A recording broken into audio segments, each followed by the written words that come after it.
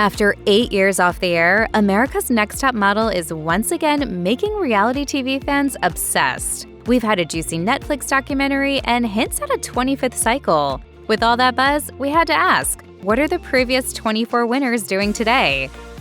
The first top model winner was Adrianne Curry, who claimed the title in 2003 and charmed both the judges and viewers with her fearless attitude. After dominating the competition, Curry was briefly married to the Brady Bunch alum Christopher Knight. The couple even starred in their own reality show. Curry now lives in Montana with her husband Matthew Rode and sells Avon products.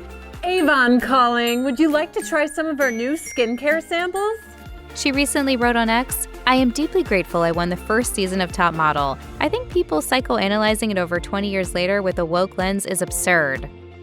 After winning the second ANTM cycle, Yoanna House signed with IMG Models, and she has since walked for designers like Sue Wong and advertised for brands such as Levi's, Sephora, and Macy's before switching her focus to working as a TV host. House has hosted shows like First Coast Living and Queen Bees. House still models and also attends Harvard Business School, according to her Instagram. She did not participate in Netflix's Reality Check documentary, but is in the e-documentary series Dirty Rotten Scandals. Eva, the diva Pigford, now Marcille, defied the odds and won despite her 5'7" frame. Her bold personality took her to the finish line. Marcille has had immense success after America's Next Top Model, going on to collaborate with CoverGirl and DKNY, while also starring in Tyler Perry's House of Pain, The Real Housewives of Atlanta, and All the Queen's Men. She's done quite a few interviews since the release of Reality Check on Netflix. Why did you watch it? I watched it to see what I didn't know. Known for her silent strength and commanding beauty, Naima Mora took the Cycle 4 crown, enjoying the fruits of her labor with spreads of Elle, CoverGirl, and Fuego magazine. She walked the runway in New York Fashion Week, and in 2021, she co-wrote and starred in the off-Broadway play The Amazing Adventures of a Woman in Need. But she also faced some hardships immediately after her top model win. Mora told Entertainment Weekly, "After the show, I gained a lot of weight, and Ford Models was very upset about it. It put a lot of pressure on me, and it was very challenging." ANTM host Tyra Banks once told Elle Girl that Cycle 5 winner Nicole Linkletter had that it thing, and the brunette beauty went on to model for brands like BB and Burberry while appearing in numerous publications such as Marie Claire and Nylon. She also hosted various VH1 segments and was a casting associate for the 2016 TV series Life or Dead. Linkletter has 2 children, Theo and Olive, with her husband Adam Nathanson, and frequently features her family in her social media posts. She won Cycle 6, but Dani Evans also endured some controversy when the show's producers insisted she get some dental work. On Reality Check, Evans pushed back on Banks' claim that getting the gap in her teeth closed was necessary for her to work as a model. You knew what you were doing for the show. You were making good for TV at my expense. After her top model run, Evans modeled for Essence, Ellen, and Style, while appearing in campaigns for Victoria's Secret, Saks Fifth Avenue, and Nordstrom. CariDee English stomped her way to the finish line and became one of the show's most memorable contestants in Cycle 7, going on to model for brands such as JCPenney and Christian Siriano. English also briefly acted as a spokesperson for the National Psoriasis Foundation, using her public platform to spread awareness about the autoimmune disease. She also hosted the shows Scarred and Pretty Wicked. Now, she largely spends her time behind the camera, working as a photographer in Los Angeles while also pursuing music. She got eliminated in Cycle 7, but Jaslene Gonzalez re-auditioned for the next one, becoming not only the first to compete in multiple seasons, but also in Cycle 8. She has since modeled in Thailand, Mexico, and South Africa, and has strutted her stuff on the runway for New York Fashion Week.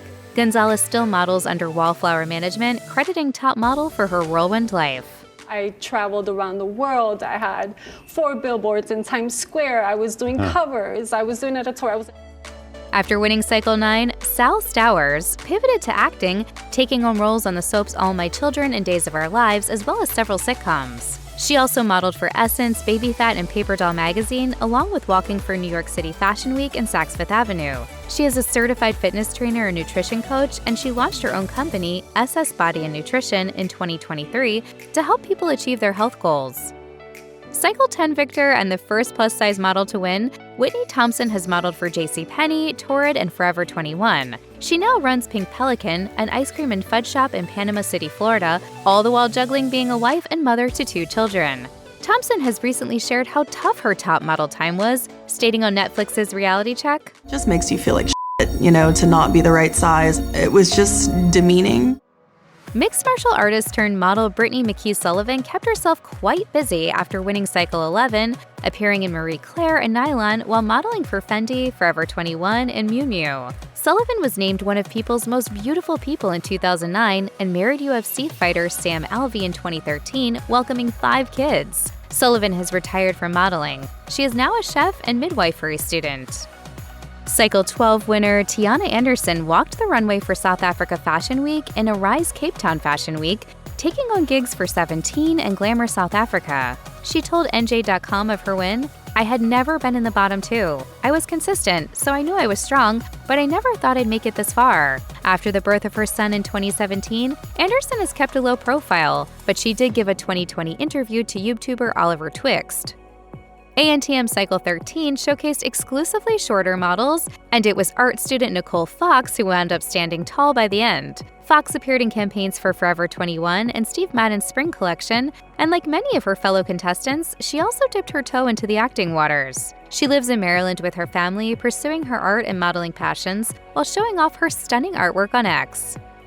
Cycle 14 winner Krista White had auditioned for the show a whopping 12 times before ultimately being cast. Thankfully, her patience wound up paying off in spades. White worked with major publications, including Ebony and 17, along with brands like Betsy Johnson, Max Rave, and Nicole Miller. Now, she largely remains out of the spotlight, but she has started speaking up a bit after the release of Reality Check on Netflix. People view things and they swear they know, but they don't know. You wasn't there, you didn't live it, so it's different. With her towering 6'2" stature and slender frame, Ann Ward couldn't help but stand out during Cycle 15 of America's Next Top Model. She set a record and received Best Photo 5 weeks in a row, successfully walking runway shows for Jane Randall and Vivienne Westwood before retiring from modeling. She has since embraced her artistic talents and works professionally as a graphic designer and illustrator. After coming away with the title in Cycle 16, Brittany Kline relocated from Pennsylvania to New York and signed with IMG Models. She posed for spreads in Vogue in various countries while walking for Balenciaga, among other brands. She welcomed her son in 2017 and later attended Lock Haven University, where she studied English and Spanish. Kline gained a Master of Professional Studies from Penn State in 2022.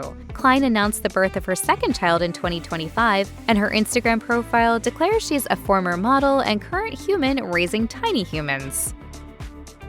After placing 6th in the 5th season of the show, the wonderfully wild Lisa D'Amato came back and won the All-Star Cycle, which was the 17th. She modeled for Elle Girl, H&M, and Vogue Italia, later appearing on the reality shows Marriage Boot Camp and Celebrity Rehab. The mother of 2 has been extremely outspoken against America's Next Top Model and Tyra Banks, even calling the Netflix Reality Check documentary a cash grab Banks masterminded. I personally think 100% that she was behind it from the very beginning. Before coming stateside, Sophie Sumner was the runner-up of Cycle 5 of Britain's Next Top Model. She traveled across the pond for the British invasion season, Cycle 18 of America's Next Top Model, and won. Adored for her bubbly personality, Sumner has graced photos in Cosmopolitan, Marie Claire, and Vogue. She was featured in the Bollywood film Cocktail as well as 2024's Killington. She serves as a contributing editor for the Daily Front Row and is an Amazon Live host. In 2024, she also launched the production company Birthday Girl Productions. Laura James signed with New York management and LA Models after winning the 19th cycle in 2012, which highlighted college students. The daughter of Dynasty star John James, she landed campaigns with Nine West, Smashbox Cosmetics, and Guess before transitioning to acting. James landed roles on The Young and the Restless, SWAT, and a Netflix movie. She married actor John Michael Ecker in 2022, and together they welcomed daughters in 2023 and 2025. She is set to appear in the drama series Shadows and Light.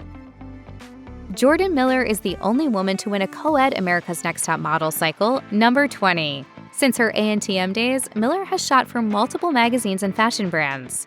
She has amassed quite the impressive music video resume too, appearing in Fence's Sunburns, Abso Facto's Lemon Drop, and Finnish singer Nila's Restless Heart. Miller also maintains her portfolio website Love Jourdan, which showcases her stunning modeling work. Wide receiver turned fashion model Keith Carlos became the first male contestant to win America's Next Top Model, having previously signed to the practice squad for the Philadelphia Eagles and New York Giants before being waived for an injury in 2013. Carlos accepted a contract with Next Model Management after winning and modeled for brands including Guess, Nike, and Armani while appearing in the soap opera The Bold and the Beautiful. He portrayed Cardi B's love interest in her music video for Be Careful and is a devoted father documenting his son's love of football on Instagram. Nyle DiMarco was the second male ANTM winner and made history as its first deaf winner in Cycle 22. Not only did DiMarco launch the nonprofit organization the Nyle DiMarco Foundation in 2016, but he also took home the Mirror Ball Trophy that same year on Dancing with the Stars. DiMarco has gone on to acting and producing. He produced the Oscar-nominated documentary Audible, and in 2022, he published his memoir Deaf Utopia, which details his experience as a deaf man. Have you achieved deaf utopia? I'm achieving it. I think slowly and bit by bit.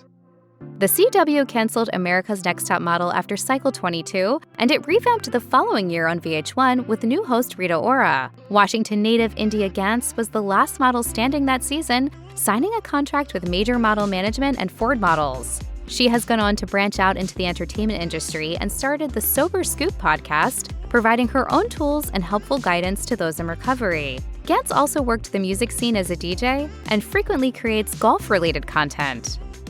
The final America's Next Top Model winner, for now, was Kyla Coleman, a contestant who wasn't afraid to advocate for women's rights after getting into a fiery argument on the show. She went on to become a successful international model, modeling for Calvin Klein, Valentino, and Alexander Wang. She was also featured in the music video for Dua Lipa's Don't Start Now and appeared in Andy Cohen's For Real, The Story of Reality TV. She told Seattle Mag, "Mentally, you have to be strong because you're getting feedback that might be hard to hear every day."